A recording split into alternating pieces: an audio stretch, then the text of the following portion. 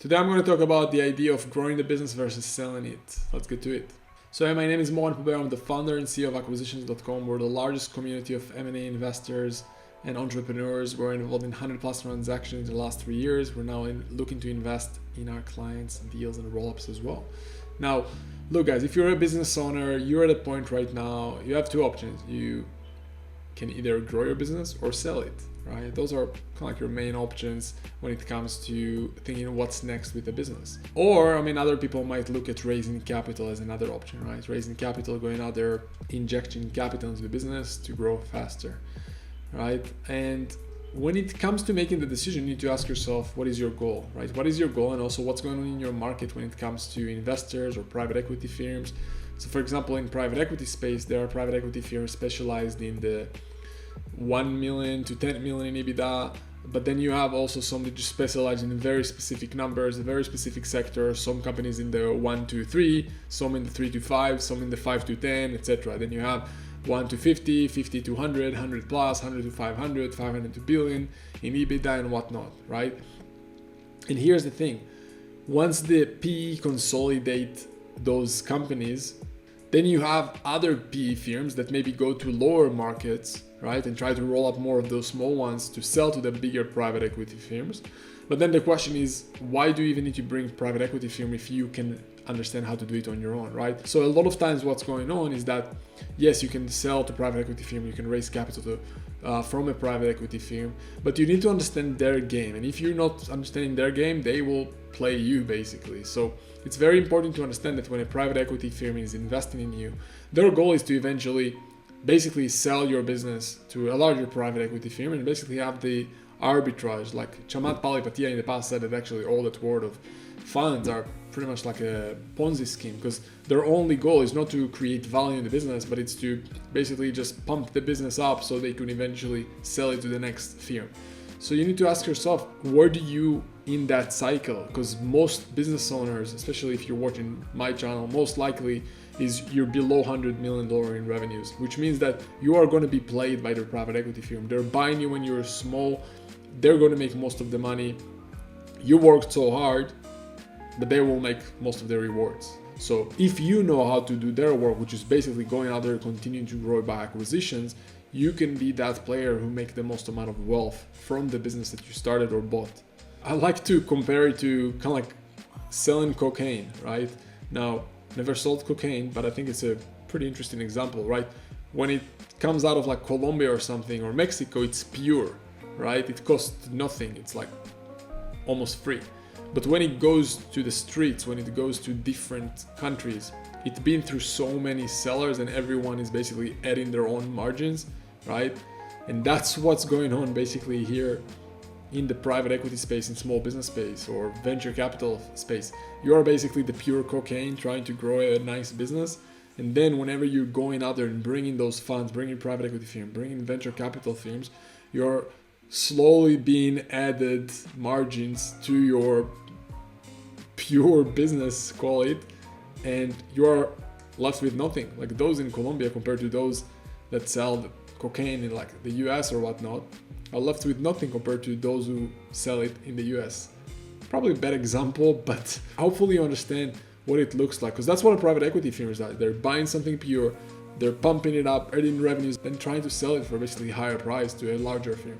So everyone profits on you and you end up with nothing, right? So why I'm sharing that is you need to understand that you are that cocaine, you are that pure value, right?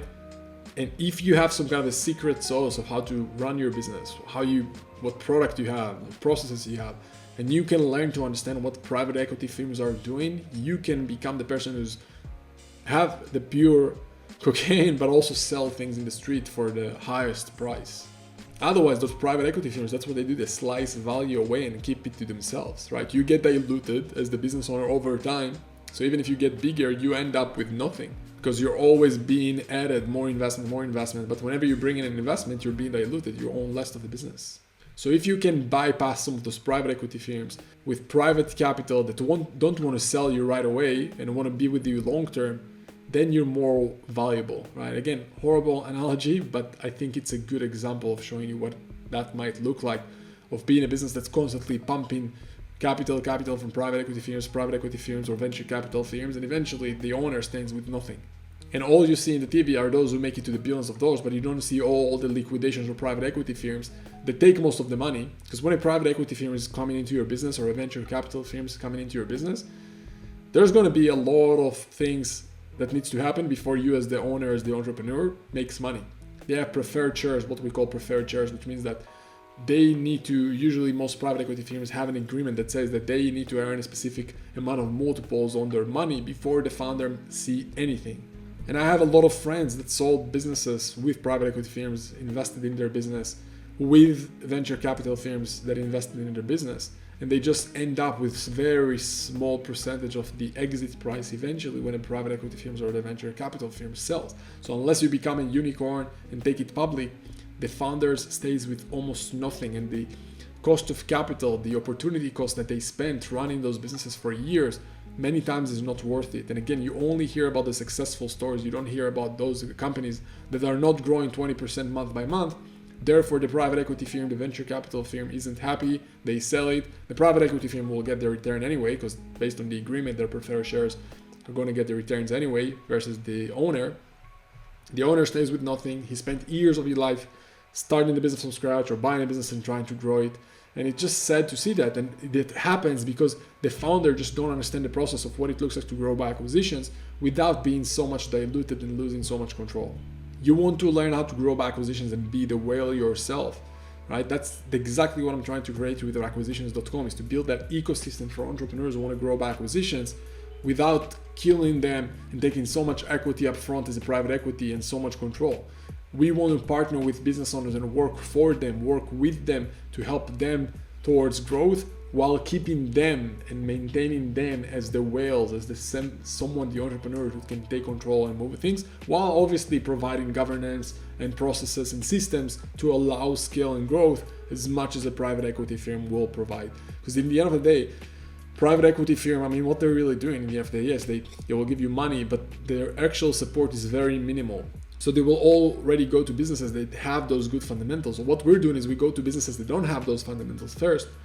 We give them those fundamentals first, so they could grow to a point where private equity firms want them, but then they don't need them because we then support them in the process of growth by acquisitions, just like a private equity firm, without being so diluted and losing so much control throughout the process, allowing people like you to be the whale in your sector. Hopefully that was valuable. If you enjoyed it, like, subscribe, comment below, and all that will help for the algorithm. I'll appreciate that. We'll do some giveaways as well if you comment, and I'll see you soon.